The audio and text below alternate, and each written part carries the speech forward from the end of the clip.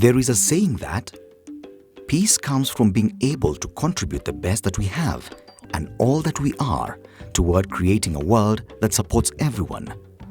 But it is also securing the space for others to contribute the best that they have and all that they are. It is a transformation. Transformation for peace.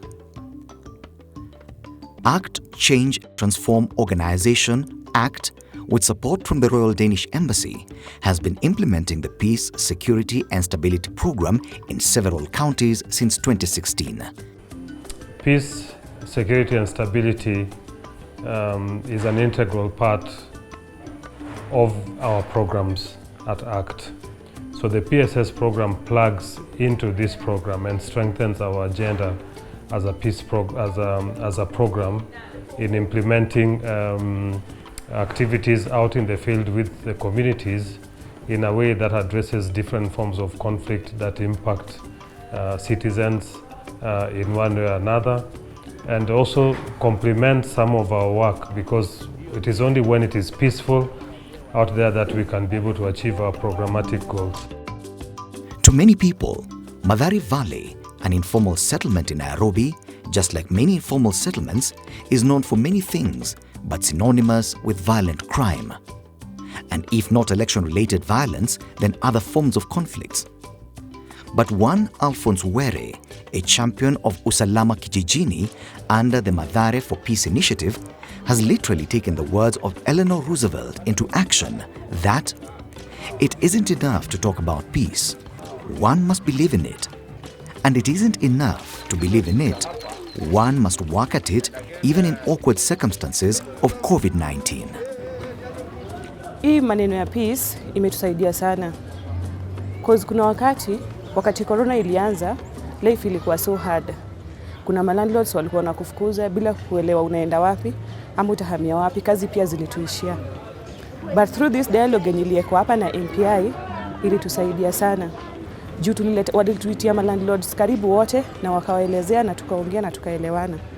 So kuna ile kiwango ya amount landlords tulikuja tukakubaliana na wakakuwa wana reduce kwa ile rent yetu ya kawaida. From March up to mwezi wa 7 tuli reach about 17,000 people wenye tuliwafikia directly, not indirectly, directly, wale wenye tulikuwa tuna engage nao kila siku baada ya siku. With the support from the Royal Danish Embassy, ACT has been able to support Mathare for Peace, a community-based organization, to be able to conduct weekly dialogue and forums around root causes of conflict and their negative impact on the community, how to manage and prevent conflict, and empowering the residents with the opportunity to come together as they identify challenges in their community and work to achieve urban slum transformation. From the onset, it became necessary and important for the PSS program to design and build the capacity of local-level civil society organizations to be able to address emerging conflict and improve collaboration between CSOs and government agencies. And most members of the Nyumba Kumi group, kama shirika mwanzo tuliweza kufanywa ile inaitwa Organization Capacity Assessment, yani OCA, the first capacity to be assessed by ACT, na tulikuwa pamoja kama wafanyikazi, kama staffs na board pamoja. Then tuangalia zile changamoto ambazo tuko nazo kama shirika, weaknesses zetu na strengths, tukafanywa ile inaitwa SWOT analysis. Peace, Security and Stability Program not only addresses conflict and violent extremism, but also increases women's leadership role in peace and security activities. PSS has been able to increase the use of local information by relevant national and county government agents in developing and implementing peace and security policies, action plans, and strategies. KEFRA and ACT came on board to train the Committee of Justice, Law, Constitutional Affairs, Good Governance, and Security to see if we can also come up with a peace bill for Kisumu County. As we know, prevention is better than cure.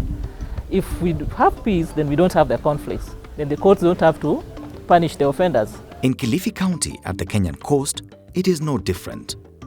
The development of policy frameworks to guide approaches to managing peace and security within the county integrated development plans is exciting. We were able to collect some of the views of the community, what they felt that conflict which have been happening here, the way they were supposed to be resolved. We came up with a draft policy which was addressing some of the issues which have been happening in this county. And after coming up with the draft policy, through lobbying again with the governor and also the members of the county, member of the county executive, they were able to pass it at the cabinet level. We couldn't even attract funding for what we wanted to do. Everything was all over. We needed to be coordinated as people who are doing programming on matters peace and security. So basically this policy will set a pace. It will be the blueprint for peace and security programs. Such efforts in peace, security and stability program are going a long way in supporting the people of Kenya in implementing our Vision 2030, meant to create a globally competitive and prosperous country with a high quality of life. We all know that peace and security is very key for governance, for stability of countries, and Kenya being a good partner to Denmark, they feel that there's a need to support peace and stability. It's also a way of ensuring that there is stability in the region. Kenya, the 9th largest economy in Africa and recently classified as one of the most progressive middle-income countries in the world, is banking on county peace committees that have proven to be effective structures for sustaining peace in both pastoralist and non-pastoralist areas in Kenya. Hakuna nafasi ya mapigano. Kulikuja mpaka tukapitisha elections. Vile walivyokuwa serikali kuu inatarajia kwamba kutakuwa na mapigano, hakukuwa na mapigano. We have issues of radicalization, extremism, those kind of conflicts, they are there on a daily basis. And we normally mitigate them through our security meetings. We engage the community through various sectors. The community themselves, we have CSOs, civil society organizations. We also have NGOs and government organizations which also are focused in trying to see how they bring peace to the community, of course through our structures. Peace does not mean an absence of conflicts. Differences will always be there. Peace means solving these differences through peaceful means, through dialogue, education, knowledge, and through humane ways.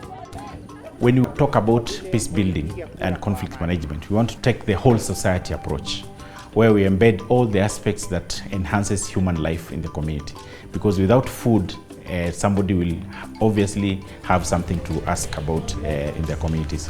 Without access to education, without access to quality healthcare, there will always be complaints. And that's why we are working with the county governments to ensure that all these aspects are embedded and are enshrined when they are developing their county integrated development plans.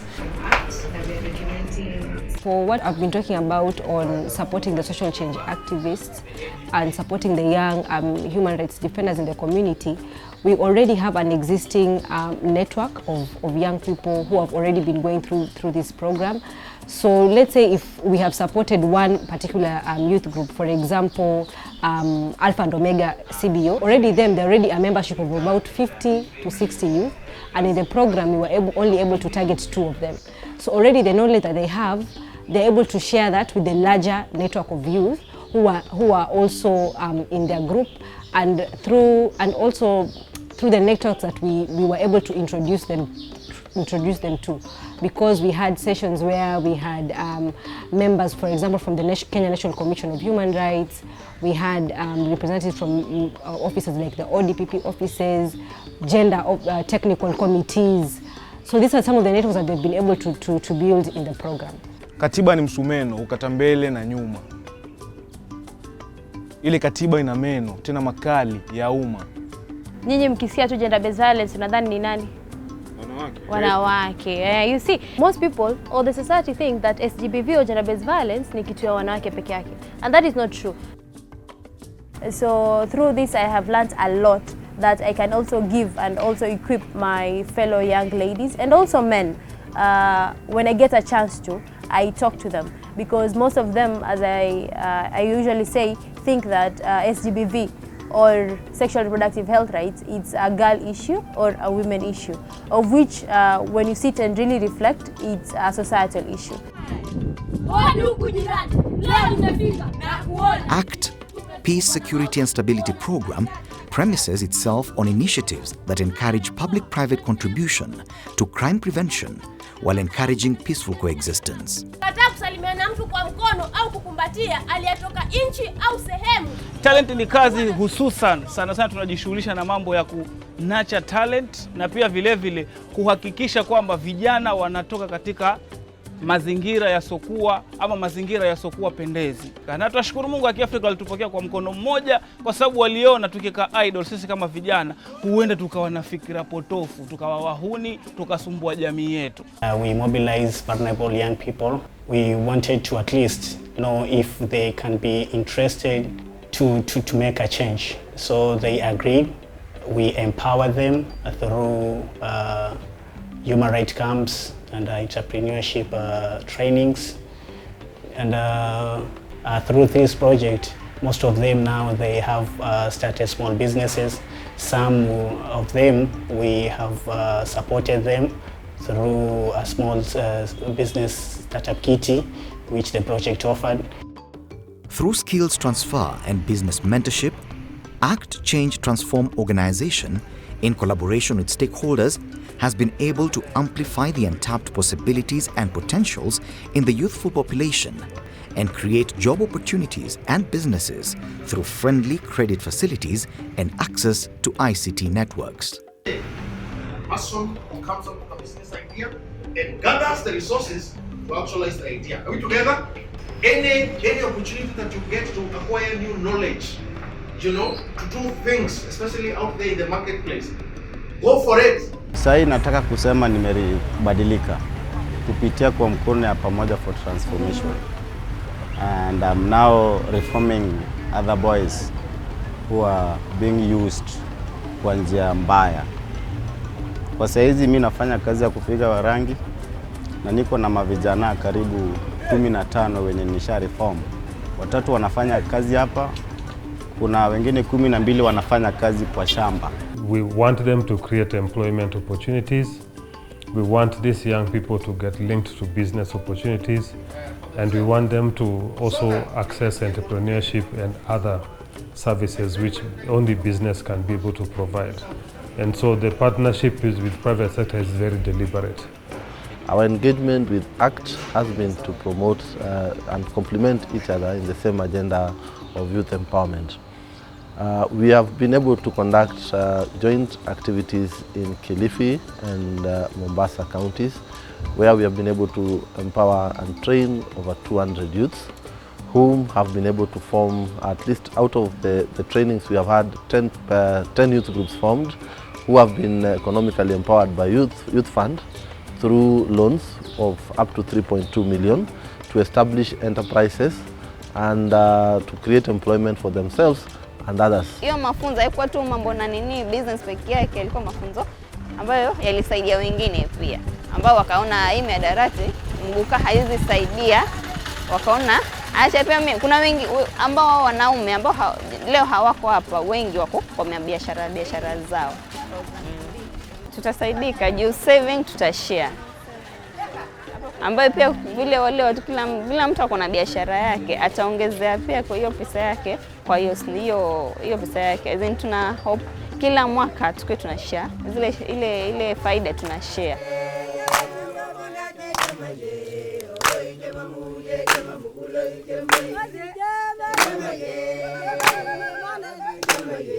Niko na watu ambao mwanzoni walikuwa watu ambao walikuwa wanaenda kuiba ng'ombe kwa Turkana. Tangu mwaka uliopita huu mradi ulikuja hapa. Baada ya kukuja tukagundua ya kwamba kumbe pesa inaweza toka mahali popote so long as mradi umekuja kijiji. Tangu wakati huo hakuna mwenye aliwahi teremka tena kwenda kuiba ng'ombe wa wale majirani wetu. Ndiposa tumeendelea na hii project. Sasa tuko na misinga 120 na watu wenye wako hapa ni 30. Kila mmoja ako na mizinga 4, na wakiuza asali huwa kila mmoja anapokea pesa kulingana na asali yenye ametoa, yenye mzinga wake umetoa. Maana kila mzinga inatoa pesa shilingi 4,000 ikiuzwa. We've been able to change the narrative such that the youths have no longer been looked at or deemed as the sources of insecurity and violence within this area. Because we've been able to understand them more, we've also been able to make them understand us more as a government, because alone we cannot survive. We have to understand them, they have to understand us, then we have to find our middle ground, see how we can gel. Once we've gotten our levels, then it has been good to go. We have created a basis and some change is seen. Actually, a lot of change is seen. However, we are not yet there. And so we look forward that we can continue broadening our partnership. So human rights with regard to both youth, women, and security in terms of elections, security in terms of the livelihoods is some of the things that we've tried to do in the various policy presentations that we've requested the counties of Kilifi, the counties of Kisumu to do. And we were hoping that, this could be actually cascaded across the various countries in Kenya. Even though the particular program we're working on was only working at 2 counties, we really hope that in the next couple of years, in the next couple of months, we're able to then cascade the learnings in Kilifi, the learnings in Kisumu with regard to peace and security and human rights. We have been supporting county governments in terms of developing their county action plans. We supported Kwale, which was one of the first ones to develop that, and we've supported in our own ways in terms of implementing those action plans.